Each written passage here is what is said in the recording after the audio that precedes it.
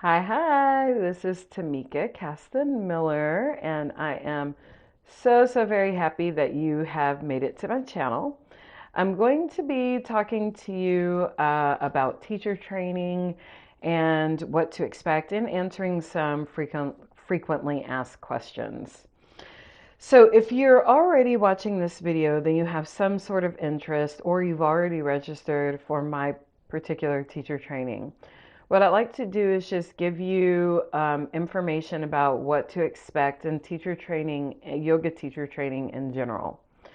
Um, the very first thing to consider is that a lot of times, whenever we're thinking about yoga teacher training, there's a lot of personal gaslighting and self-flagellation that happens to suggest that we don't know what we're doing, we're not ready, we, don't have the tools, etc., etc. Know that number one, just because you take a teacher training does not mean that you're going to teach yoga afterwards. And number two, if you have the interest to deepen your knowledge, you're not expected to come with all of the tools of what it is to share the practice of yoga. For me, the most important thing is knowing that um, we're you might be feeling a call to share the practice, and the sharing of the practice is a practice in and of itself. So when we're acknowledging that desire to share the practice, we need to understand that there's not a perfection in that. And those who believe that they have a perfected way of sharing the practice are probably terrible teachers, truth be told. So just know that, just set those things aside and know that you have the capability of sharing something that you're passionate about probably already, and that a yoga teacher training is meant to just deepen your knowledge of concepts so that you can do that more powerfully. Now, how do you find your correct trainer? Are you with the right trainer? Let me just tell you, just in general, about teacher trainings. Teacher trainings are going to share very similar things in theory. And you're going to be spending 200 hours with a particular trainer. So you really need to like your trainer. You need to you yourself need to either be in relationship with your trainer or have a conversation with your trainer to ensure that this is a person from whom you want to learn. Because 200 hours is a long time to be in relationship with someone who you're not in the same type of values alignment or personality alignment. Those things become really important because they start out as small things and they become huge things that can completely disconnect you from your yoga practice entirely or put you off teaching entirely by the end of your training. So find your trainer, because teacher training is challenging, and that's without even, digging into learning the concepts. That's just you being committed to something for a long period of time is a challenging concept. Now, with Ashé Yoga School, we do our 200-hour teacher training over an academic year. The rationale behind that is that actually most teacher trainings last that long. They just don't say it up front. So a typical teacher training looks like an immersion at the front end of your training. And that immersion can be anything from like 5 days, 9 days, 10 days, maybe even a 15-day immersion, but it's usually around 9 days. So you have that immersion, you're so excited, scared, all the things about this immersion. You're there from like, morning to evening, working your bum off, and then you finish your 9 days like feeling empowered and great, and you're so excited that you have completed your teacher training immersion. And it feels great. And then you realize that there is a lot of stuff that is you still have to do that is post immersion in order to fulfill your requirements. So, for example, my first 200 hour, looked like a 9-hour teacher training that I began on April 1st. And I knew that I was a school teacher at that time. I knew that I would have summertime off. So I was like, I'm going to use the summertime to complete my requirements. And I did, and I worked to get a whole bunch of things done. And I did not finish my teacher training until September.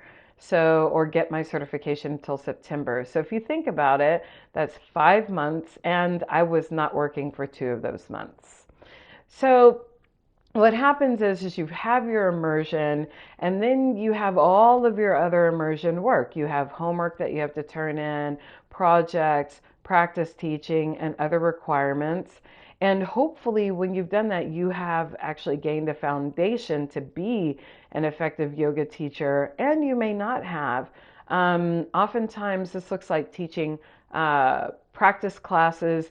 Back in the day, these classes would be like practice classes that are community classes. So you're teaching at a studio, you're teaching a certain number of community classes. You're not getting paid for those. And so they're like internship hours. And it's a lot, especially if you work. Not everyone is in a situation to where they can do that. So, with the way that I have set this up, is so that you have your training materials, your practice, your homework, everything is built in so that by the end of the training, you're actually graduating. Now, another thing that you do need to recognize, and is really important to just be honest about, is the reality that the yoga industry has taken a big hit. There are a lot of teachers who have either stopped teaching yoga entirely, or loads of studios closed. And so there are hiring issues in terms of finding yoga teaching gigs, because there's a saturated market in certain markets. You might be in a market that's not saturated, and you're going to be the only one. But the real issue with having studios not be open is, where are you going to do your practice teaching, which is usually a requirement in most 200-hour immersions, is you have to do practice teaching somewhere. And now there are no studios where you can do that.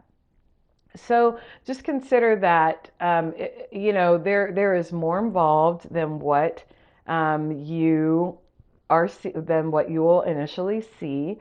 And so I'm trying to lead with that transparency at the beginning, and also give you opportunities to get your practice teaching done during the entire process, so that you are not stuck not being able to finish.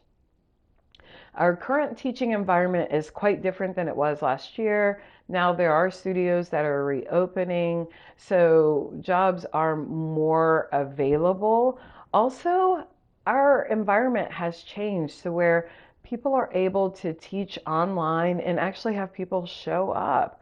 So it's actually a more equitable time for yoga teachers, in that if you really put out a lot of work for people to find you, they will find you and they will come take your classes. So maybe you're not going to be leading a class of 100 people. And also, maybe this isn't the time to lead a class of 100 people. And also, what really is that? Like, what is in that to say, oh, I had have a class of 100? Like, what is that even about? That number, as opposed to being in a more intimate environment where you can actually teach people a class of 10 people, 5 people, and really have a connection with them. So that's our current teaching environment, and it is forever changing. But in my opinion, the environment will forever be changed by the pandemic, in that we will always have opportunities to teach online. There will always be people to teach online, and that means that the world is open to finding you. All right. Now, another thing about yoga teacher training that is quite common is the number of people who begin a teaching program versus the number of people who graduate from that program. So for me, my class was about 40, I think it was 45 people. And out of those 45 people, I want to say that only 20 of us actually ended up getting certified or teaching. I don't, of those 20 who were teaching, I'm not even sure who got certified because I know that several people just took their time getting certified, even though they may have started teaching. So there's a huge fall off that's quite common. And again, the reason why is because people believe that the immersion is the experience and aren't really aware of how long it will take to complete the rest of their requirements and just get tired of the process. And the structure as it is with Asha Yoga School, everyone will graduate together. And so whether you're taking with me in person or online, we will have a culminating journey together. And you should have completed all of your requirements by then. It would take very extenuating circumstances for you not to be able to graduate at that time. This has happened before when someone got really, really ill and was, bedridden, and because of that illness was lost a job, and like all sorts of things happened. I mean, the reality is weather happens. In Texas, we had a major freeze. People lost homes, and that, I mean, huge, circumstances do happen. But even in that, folks, were able to find a way. So there's a lot of time, and I've actually built into the schedule a whole month of catch up so that people can do that. So what is our structure? Well, essentially, this particular training is a hybrid structure. And so that means that there's an online cohort and there's an in-person cohort.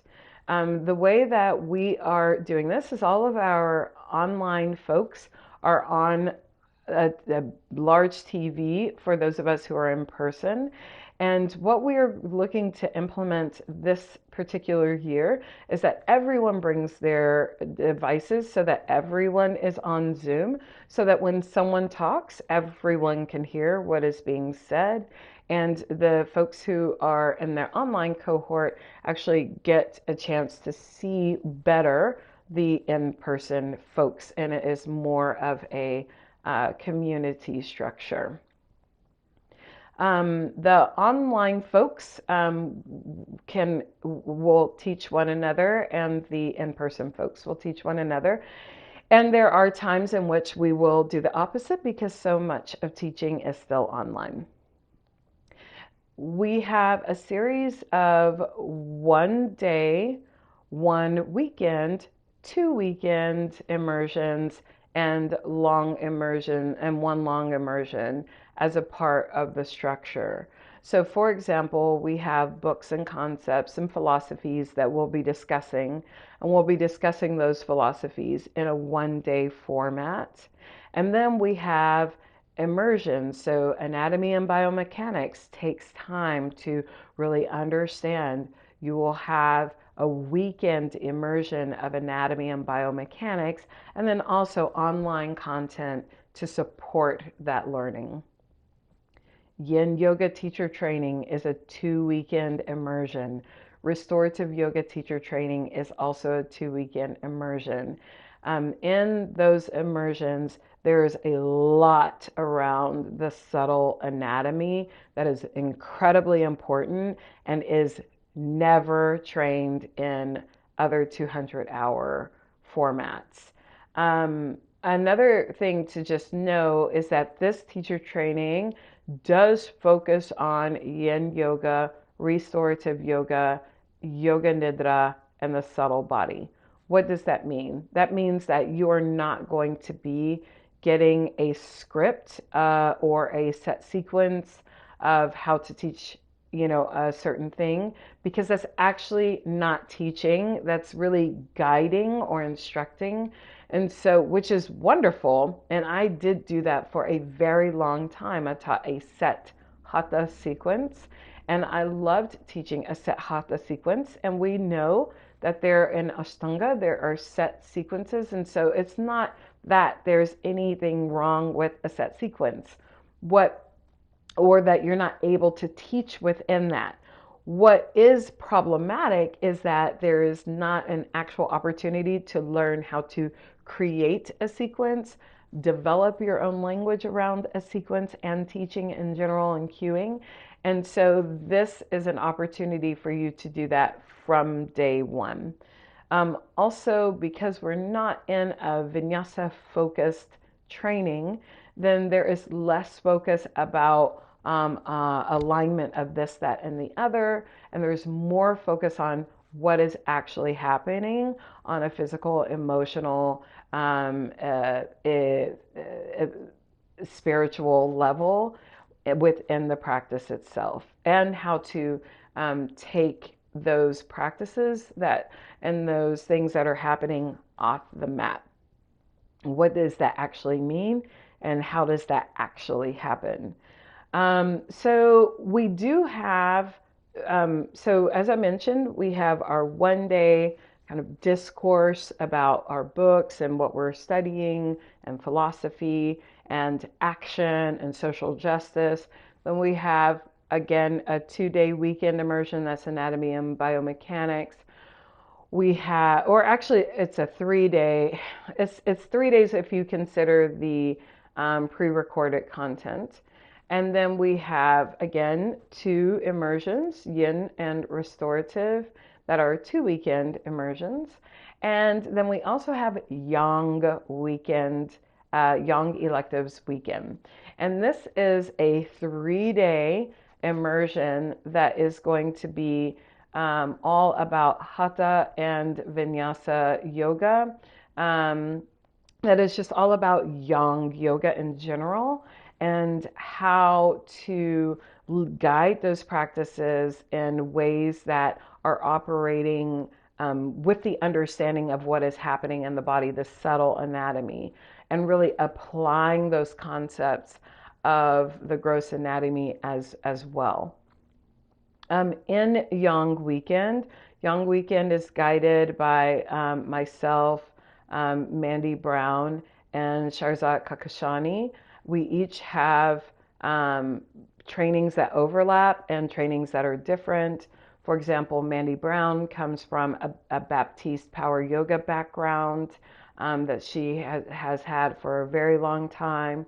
Sharzad Kakashani has a deep rocket yoga training and a forest yoga inspired practice. And my practice is really is training comes from a deep hatha background and the yoga works method, as well as being inspired by forest yoga. So with all of those different elements coming in, we're actually able to really inform your guiding of yang classes, be them hatha classes or vinyasa classes, that are in a way that is powerful, that makes sense, and makes sequencing more sensical and healthy on the body. Now, we will have Yoga Nidra training as a part of this 200 hour. It is, I don't think I've ever seen a Yoga Nidra training within a 200-hour training. And to that end, it is a unique situation to be trained for that, to also be trained in meditation styles, which you will also get. With Yoga Nidra training, there is actually a standalone training, and that standalone training is not included in this 200 hour. However, there is an option to add that if you were to choose to do that. The Yoga Nidra training will take place when we are in our culmination journey, which is a week-long journey of practicum, of really diving deeply into the subtle anatomy, advanced pranayama, and meditation techniques, and all of your practicum, all of your coming together, being together, living together, and really embodying all of these concepts that we will have worked on for a year. Now, people oftentimes ask me, well, can I just take the yin yoga training or the restorative yoga training alone? I already have a 200 hour. Absolutely. You can 100% just take either of those trainings or the Yoga Nidra standalone training. I will tell you that this is a completely different 200-hour. People who have participated in my 200-hour have said it is an unparalleled training. There are so many things that we get into in this 200-hour that just does not happen in other 200-hour trainings. That it There are people who have 200 hours who are absolutely taking this one because it is just extending one's knowledge. And if you want to just focus in one area, absolutely do it. I will say this, it is very hard to actually take a yin yoga class with an excellent yin yoga teacher or restorative yoga class with an excellent restorative yoga teacher, mainly because many trainings have a 4-day pop-up that talks about restorative or yin yoga or something like that. That is not enough time to actually be an effective yin or restorative teacher, period. So absolutely, we'll do that. And in the course of those trainings as well, or the 200-hour training is an aspect of social justice and trauma-informed awareness around training. This is incredibly important because so much of what we do see in the yoga world is white women or white straight women or white gay men in within the yoga teaching world, and that is not who is necessarily going to be in the studio as a student. So if it's really hard for someone who is coming from a perspective that is a completely different lived experience to hold space for someone who has who lives in a world of systemic trauma, like the LGBTQ community, the BIPOC communities. There is just a different worldview that is our reality. And so trying to be a person to hold space for a person with systemic trauma, using a yoga nidra script that you downloaded from the internet and you have no idea of what is actually happening in that yoga nidra or what that person brought to the mat that day, it's really not supportive of the student. This training has people of color, LGBTQ people in it, training it, so that you're actually learning from and with people who are actually going to be in your classes and are able to avoid saying things that are very triggering, or to acknowledge that maybe that's not the space that is your area of expertise and maybe you're not equipped to hold space for certain groups of people. I mean, the reality is that you need to know yourself and know who is coming to your classes or with whom you're trying to share this practice. And it is really hard to do that if you have no awareness around a perspective that's completely outside of your own. Consider that it might be problematic to have, a white woman trying to hold space for a black man who has recently had someone weaponize race or weaponize, against them. Or, for example, it might be very difficult to have a woman take a class with a man who looks like someone who intimidated or assaulted her. So, or it might be very difficult for someone who is a non-binary person to take class from someone who constantly genderizes everything and speaks in very heteronormative terms. If you're actually interested in holding space for and teaching to all people or any person, then knowing those things is really important. And these are just simply things that are not discussed in most 200-hour trainings. So I'm really excited about giving everyone an opportunity to be in a space to learn from and with one another. I understand that you are already coming to this training as a person with a lived experience, and I want to honor that by giving you space to explore that and also be in relationship with those who may not be like you so that we can all grow together and lean into this concept of healing and reconciliation through yoga, because why not? Why else would we be doing yoga if not to grow? So, if you are going to be taking teacher training, or if you're still considering it, but mostly if you're considering it, do it. If you have any concerns about timing, pricing, anything, any kind of concerns, message me directly so that we can sort out if there's an answer. I will be honest with you and I will point you to other people or areas if I am not the person for you or this is not the time for you. If you are going to take the training or if you're already registered for the training, my ask of you is that you send back a video with your intentions for your learning, what you're excited about, what you're concerned about, and anything else that you want to share with me. Thank you so much for listening to this video. There is so much more to say about it. I cannot wait to be in this practice with you. We have a phenomenal faculty that I can't wait to share with you. And let's just grow together and maybe we make the world a little better through our own growth and through our own expansion of compassion. Talk to you soon. See you and goodbye.